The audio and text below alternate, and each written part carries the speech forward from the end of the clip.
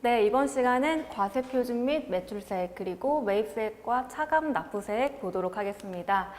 자, 교재 144페이지 보시면 과세표준이라는 얘기가 나오죠. 자, 여러분들 용어가 조금 낯서실 텐데, 자, 요거는 우리가 부가가치세를 계산할 때 기초가 되는 가액으로 재화 용역의 공급에 따른 공급가액을 얘기합니다. 즉, 우리 쉽게 얘기해서 우리가 매출한 매출액 있죠? 그거를 생각하시면 되죠. 그래서 과세표준은 공급가액이다라고 일단 정리를 해주시고요. 자, 밑에 보시면 과세표준 바로 공급가액이다라고 나와 있는데, 자, 여기서 여러분들이 주의하실 게 있습니다. 자, 일단 우리가 예를 들어서 매출이 만약에 1,000만 원이다 라고 했을 때 우리는 이 1,000만 원만 우리가 받는 것이 아니고 거기에 10%인 100만 원, 즉 부가가치세를 같이 받아서 우리가 징수를 하게 되잖아요. 자, 그러면 우리가 지금 방금 봤던 이 공급가액이라는 개념은 이 1,000만 원, 즉 이 순수한 매출가액을 의미를 하는 거죠. 그래서 자, 여기서 1,000만 원은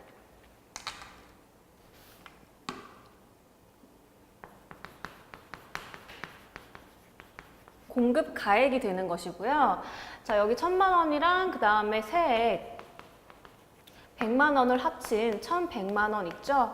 자, 이 금액은 우리 공급 대가라는 표현을 씁니다. 그래서 여러분들이 시험 보실 때 헷갈리라고 공급가액이다 또는 공급대가다라는 용어를 쓰고 문제가 나오는 경우가 많아요. 그래서 여러분들이 공급대가랑 공급가액을 잘 구분을 하셔야 됩니다. 정리하면 우리는 순수한 매출가액, 즉 공급가액 그 자체, 그거는 우리 공급가액이라고 표현을 하고 요게 곧 우리가 오늘 배우는 과세 표준이 되는 거고요. 그 다음 반면에 우리 공급대가는 뭐까지 포함된 금액이다? 부가세액까지 포함된 금액이다 라고 여러분들 지금 확실하게 정리를 해 주셔야 됩니다. 그래서 여러분들이 쉽게 암기를 하시려면 지금 공급 대가에서 대자가 들어갔잖아요. 그래서 아무래도 세액이 합쳐져 있으면 금액이 공급 대가가 더 크겠죠. 그래서 그런 식으로라도 여러분들이 꼭 정리를 확실하게 해 주셔야 되고요. 자, 그 다음에 자, 금전으로 받은 경우 그 대가고 그 다음에 금전 이외에 우리가 물건을 받았다라고 하는 경우에는 우리가 공급한 재화 등의 시가로 과세 표준을 계산을 한다라고 정리를 해주시면 되고요. 자, 이 부분이 가장 일반적인 경우겠죠. 금전으로 우리가 대가를 받을 테니까 그 대가 받은 만큼이 과세 표준이 된다라고 여러분들이 정리해 주시면 되겠습니다.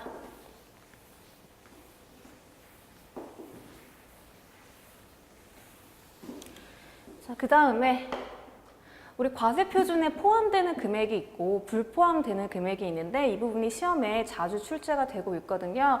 자, 일단 포함되는 금액부터 보게 되면 자, 일단 우리가 예를 들어 할부로 판매를 했다라고 한 경우에 예를 들어 우리가 1,000만 원에 부가세 100만 원까지 해서 1,100만 원의 물건을 팔았어요. 할부로 1년을 팔았다라고 했을 때 자, 우리가 총 받은 이 1,100만 원 중에서 아무리 할부라고 했다고 하더라도 요거를 1년에 걸쳐서 받기 때문에 그 속에는 이자의 성격도 있지 않느냐라고 해서 그 이자만큼 과세표준에서 빼야 된다. 요게 아니고 할부 판매는 그의 이자 상당액까지 다 모두 어디에 포함된다? 과세 표준에 포함된다라는 것이죠. 즉, 요 1,000만 원 전체가 다 과세 표준이다라는 것이고, 자, 그 다음에 대가에 일부로 받은 운송비, 포장비, 하역비, 자, 그 다음에 운송보험료나 또 산재보험료 같은 거 있죠. 우리가 대가에 일부로 받았대요. 이러한 물건을 팔 때 우리가 운송비를 받을 수도 있고 그 다음에 뭐 포장비도 받을 수가 있잖아요. 그런 것도 모두 다 우리가 물건 판매하면서 같이 대가를 받은 거기 때문에 과세 표준에 포함을 시켜야 된다라는 것이고요. 자, 그 다음에 반면에 과세 표준에 불포함되는 항목들을 볼게요. 자, 이 부분이 중요하고요. 자, 재화나 용역을 공급할 때 통상의 대가에서 일정액을 직접 깎아주는 금액. 자, 요거 우리가 배운 적 있죠? 우리가 매출을 했을 때, 하자가 있거나 그럴 때 우리가 좀 깎아주세요라는 매출 애누리라는 개념이라고 보시면 되겠죠. 그래서 그렇게 깎아줬다라고 하는 경우에 우리가 매출액에서도 빼잖아요. 그거랑 똑같이 과세 표준에도 불포함된다. 즉 과세 표준에서 그만큼 차감한다라는 것이고요. 자, 그 다음에 환입된 재화의 가액. 자, 요거는 뭐예요? 우리가 방금 봤던 게 매출 애누리 개념이라면 요거는 우리 매출 환입의 개념이죠. 즉 반품받은 거. 그 부분은 우리 당연히 매출에도 포함이 안 되기 때문에 마찬가지로 과세 표준에도 포함되지 않는다라는 것이고, 자, 그 다음에 공급받은 자에게 도달하기 전에, 자, 이 부분 여러분들이 체크를 해주시고요. 도달하기 전이고 파손되거나 훼손되거나 멸실한 재화의 가액이래요.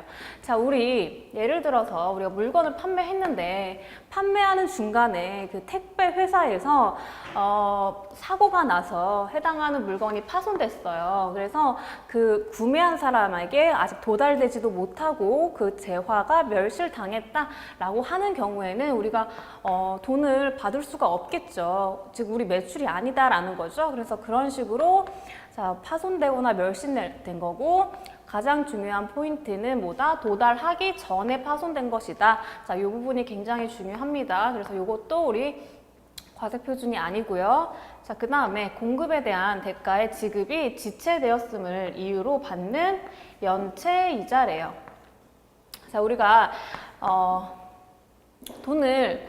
물건을 공급을 하고 거기에 대해서 대가를 받아야 되는데 언제까지 받기로 했는데 그렇게 받기로 한 날보다 더 우리가 못 받고 있는 거예요. 즉 지급이 지체되고 있는데 그래서 우리가 그 대신 이자 정도는 주셔야 됩니다라고 우리가 이자를 따로 받았어요. 그런 경우에 이 이자 받은 것도 우리가 부가세를 내야 되냐 이거예요. 자, 요거는 우리가 돈 늦게 받은 것도 억울한데 거기에 이자까지 우리가 부가세를 징수해서 내야 된다라고 하면 너무 합리적이지 않겠죠. 그래서 이런 이자는 과세 표준에 포함되지 않고요. 자, 그 다음에 약정 기일 전에 받았다는 이유로 사업자가 당초의 공급가액에서 할인해준 금액이라고 되어 있죠. 자, 이거 우리가 매출 할인이라고 보면 되죠. 우리가 기일 전에 돈을 받았다라고 해서 돈 깎아주는 거 매출 할인이라고 했죠. 그것도 마찬가지로 우리 매출액에서 차감되는 항목이기 때문에 과세 표준에 포함되지 않겠습니다. 그래서 여기는 여러분들 불포함되는 게 뭔지 포함되는 게 뭔지 여러분들이 반드시 기억을 해 주셔야 되고요. 과세 표준에서 굉장히 시험에 자주 나오고 있습니다.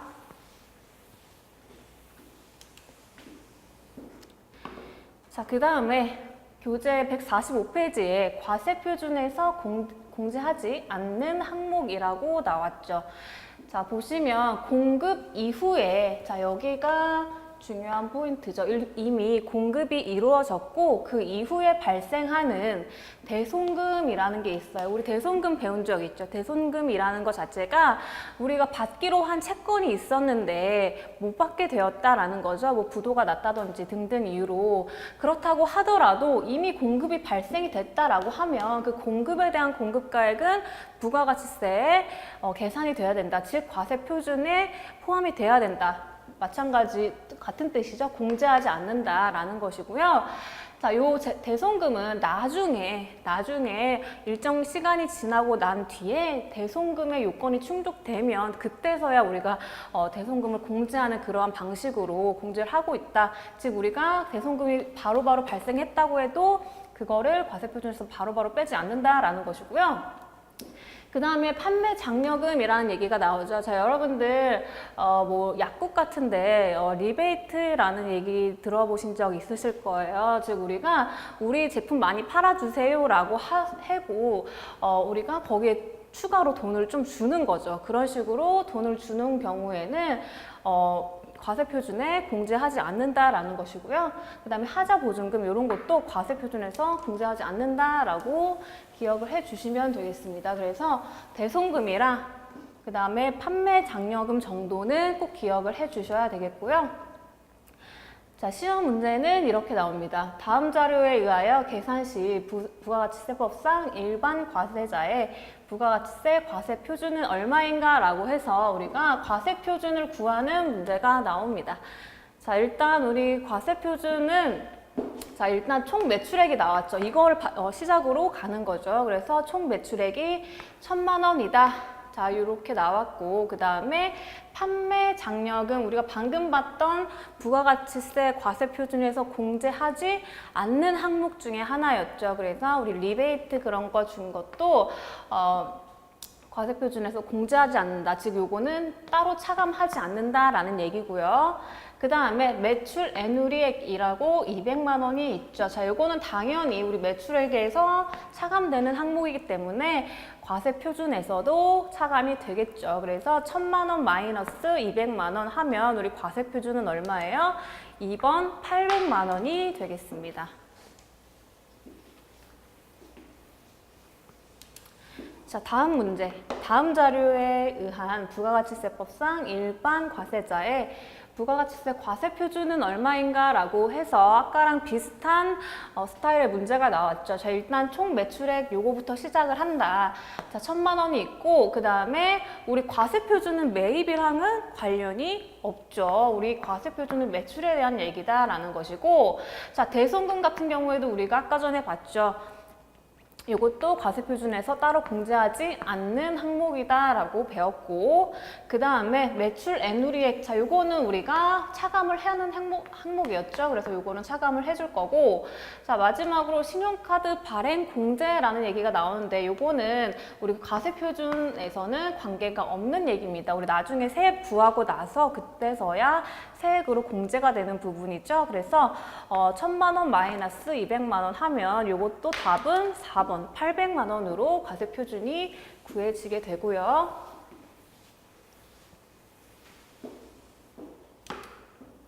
자, 다음 문제. 다음 자료에 의한 부가가치세 과세 표준을 계산하면 얼마인가 라고 해서 마찬가지의 문제가 나왔죠.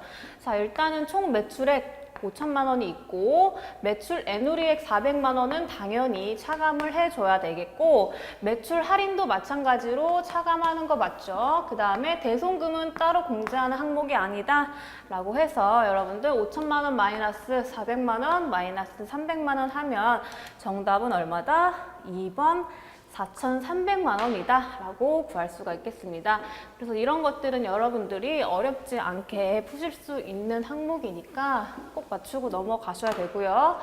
자, 그 다음에 다음 자료에 의하여 부가가치세 과세 표준을 계산하면 얼마인가 마찬가지로 과세 표준 물어보는 문제. 자, 첫 번째, 발급한 세금 계산서 중에 영세율 세금 계산서의 공급가액은 150만 원이고 그 외에 매출 매입과 관련된 영세율 거래는 없다라고 해서 우리 영세율에 관한 자료가 일단 나왔고요. 그 다음에 세금 계산서를 받고 매입한, 자, 매입에 대한 얘기가 나오죠. 공급가액은 620만 원이고 이 중 사업과 관련이 없는 물품, 자, 요렇게 우리가 사업과 관련이 없다라고 하는 경우에는 부가가치세 매입수액을 공제해주지 않는 불공제 항목이죠. 그래서 사업과 관련 없으면 공제 안 해준다라는 거죠. 그 금액이 400만 원이 여기에 포함이 되어 있다라고 되어 있고요. 마지막에 납부세액 27만 원이 나왔어요. 자, 이렇게 자료가 굉장히 많이 나왔는데 이 상태에서 우리가 과세 표준을 어떻게 구해야 되는지 굉장히 어려운 그런 케이스 문제예요. 자, 요거는 일단은 부가가치세 계산 구조부터 여러분들이 정리를 하셔야 되거든요. 자, 일단은 우리 계산 구조가 어떻게 돼요? 자, 매출세액에서 뭘 뺀다? 매입 세액을 뺀다. 자, 그렇게 하게 되면 우리 바로 납부세액이 나오는 거는 조금 간략하게 하기 위해서 바로 납부세액이 나온다고 지금까지는 알고 계셨을 텐데 일단은 산출세액이라고 먼저 나오고 그 다음에 자, 불공제하는 부분을 다시 더해줍니다. 왜냐하면 우리가 여기 매입세액이라고 되어 있는 거 있죠. 여기는 우리가 불공제나 공제 그런 것들을 따지지 않고 세금 계산서를 받았으면 무조건 다 매입세액에 들어가게 됩니다. 일단은 불공제 여부를 따지지 않고. 그러기 때문에 여기서 일단 1차적으로 산출세액을 구하고 나서 그 다음에 불공제되는 세액을 다시 어떻게 해준다? 더해줘서 그만큼 더 세금을 납부해라 라는 것이죠. 그래서 마지막에 납부세액이 나오는 거예요. 자, 다시 정리하면 우리 매출세액에서 매입세액 빼면 자, 산출세액이 나오는데 여기서 매입세액은 공제, 불공제를 가리지 않고 모두 다 세금 계산서를 받은 거 다 들어간다라는 것이고, 그 다음에 이제 산출세액에서 불공제되는 세액, 뭐 사업과 관련이 없거나 접대비 관련된 그러한 세액들은 다시 더해서 그만큼 더 납부세액이 늘어나게 한다라는 이 구조를 여러분들이 먼저 알고 계셔야 되고요. 그 다음에 우리 매출세액부터 먼저 볼게요. 매출세액은 우리가 과세표준 곱하기 세율 이렇게 구하는 거죠. 매출세액은. 그렇죠? 그래서 우리가 지금 구하는 건 뭐다? 이 과세표준이다 라는 것이고요. 자, 하나씩 우리가 빈칸을 채워볼게요. 자, 첫 번째 영세율 세금계산서에 공급가액이 일단 나왔는데 요거는 우리가 이따가 볼 거고요. 자, 두 번째 우리 매입에 관련된 거 공급가액이 일단 세금계산서를 받은 거 무조건 다 여기 매입세액에 들어간다고 했죠. 그래서 620만 원 곱하기 몇 프로? 10% 하면 우리 매입세액 얼마다? 62만 원이다 라고 일단 나왔고요. 그 다음에 산출세액은 아직 얼마인지는 모르겠지만 지금 불공제 세액은 사업과 관련 없는 물품의 공급가액이라고 40만 원이 나와 있죠. 자, 요거는 자 40만 원 곱하기 10% 하면 불공제 세액은 얼마가 나온다? 4만 원이 나온다. 자, 이렇게 해가지고 마지막에 납부세액이 27만 원이다 라고 나왔죠. 그러면 요거를 역산을 해서 거꾸로 올라가면 풀 수가 있는 문제예요. 그래서 납부세액에서 자, 불공제 세액을 어떻게 하면 마이너스 해주면 산출세액이 나오겠죠. 거꾸로 올라가니까. 자, 그래서 요거 마이너스 해주면 산출세액이 얼마가 나와요? 23만 원이 나오고, 자, 여기서도 마찬가지로 거꾸로 올라가게 되면, 자, 매출세액에서 매입세액이 빼면 산출세액이 나오는데, 자, 요거를 더하면 매출세액이 나오겠죠. 그래서, 자, 매출세액은 얼마다? 85만 원이다 라고 일단 우리가 매출세액을 먼저 구했어요. 자, 일단 매출세액을 구하고 나서 이제 과세표준을 구해야 되는데 지금 영세율이라는 얘기가 나왔다라는 거죠. 자, 이게 왜냐하면 우리가 이 과세표준은 자, 우리가 10% 세율이 적용되는 것도 있고 그 다음에 우리가 수출과 관련된 0%의 세율이 적용되는 것까지 모두 다 합쳐서 과세표준이라고 합니다. 그렇기 때문에 우리가 영세율과 관련된 거 지금 공급가액 150만 원 있죠. 이것도 우리 어디에 포함된다? 과세표준에 포함이 된다라는 겁니다. 그래서 자, 얼마인지는 모르겠지만 10%에 적용되는 과세표준 더하기 150만 원 곱하기 자, 10%, 0%는 어차피 0이니까 자, 이걸 하면은 850만 원이 나온다라고 되어 있죠. 네, 850만 원 나누기 10% 하면 어쨌든 과세 표준의 합은 얼마다? 850만 원이다 라는 것이죠. 그래서 우리가 지금 과세 표준을 구하는 거니까 자, 여기서 10% 적용되는 게 850만 원이다 라는 거죠.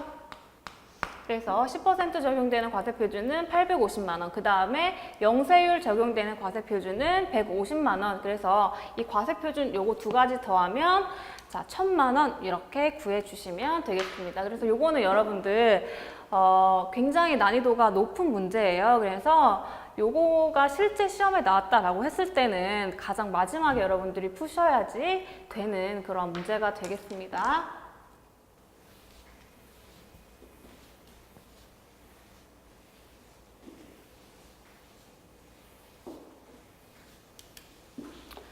자, 다음 문제도 비슷한 유형인데요. 자, 이것도 우리가 매출세액이에요. 우리가 지금 방금 봤던 거는 과세표준을 구하는 거였다면 이번에는 매출세액을 구하는 거다.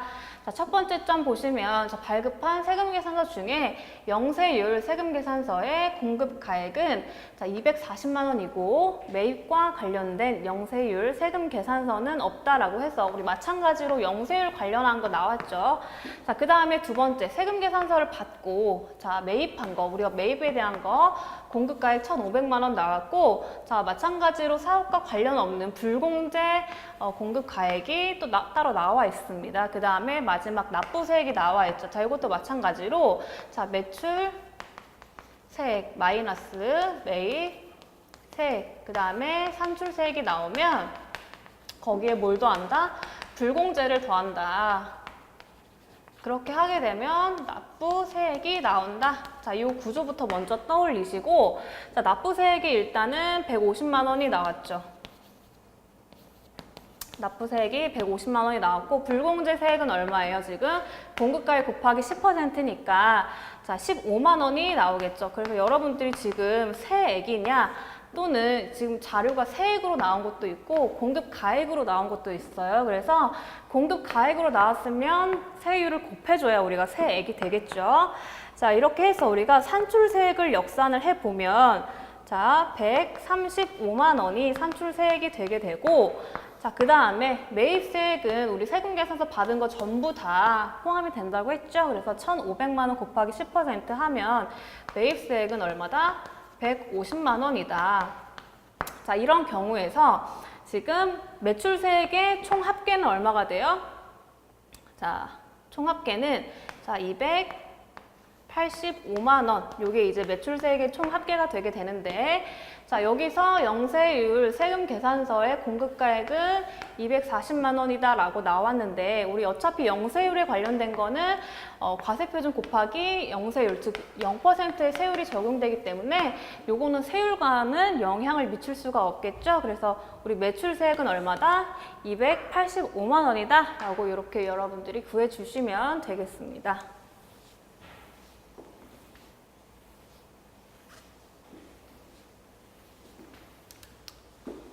자, 우리 마지막으로 매입세액 불공제 항목을 볼 건데요. 153페이지 나왔어요. 여러분들 요거 굉장히 중요하거든요. 왜냐면은 이게 이론 시험뿐만 아니라 우리 실무 시험에도 굉장히 꼬박꼬박 매회 출제가 되고 있는 부분이기 때문에 반드시 여러분들이 체크를 하셔야 되는 부분이고요.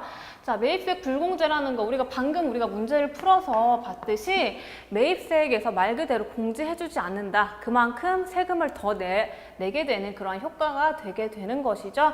자, 요거는 어떤 것들이 있느냐? 첫 번째, 사업과 관련이 없는 매입세액이라고 해서 우리가 지금 두 가지 문제 풀어봤던 것 중에 다 사업과 관련이 없다라고 했을 때 불공제 세액으로 우리가 처리를 했었죠.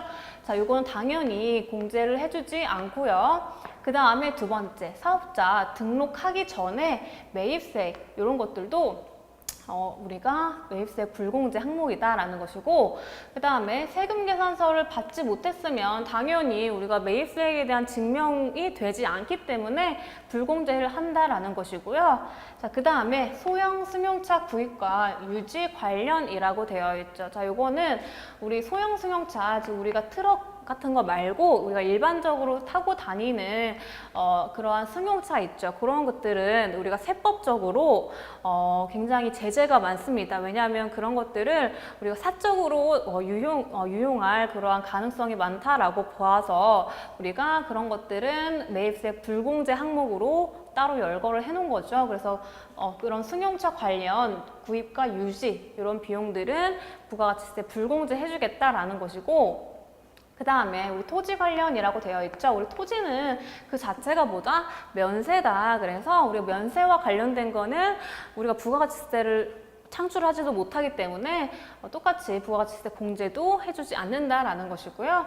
자, 그 다음 마지막에 또 면세 사업 관련이라고 나오죠. 자, 어쨌든 우리 면세 관련한 거는 부가세 불공제 된다라고 보시면 되고 마지막 접대비라고 있죠. 우리 접대비는 세법적으로 제재가 많아요. 그래서 우리가 접대비라고 회계상으로는 비용 처리가 가능하지만 이건 세법적으로 부가가치세 불공제를 한다라는 것이고요.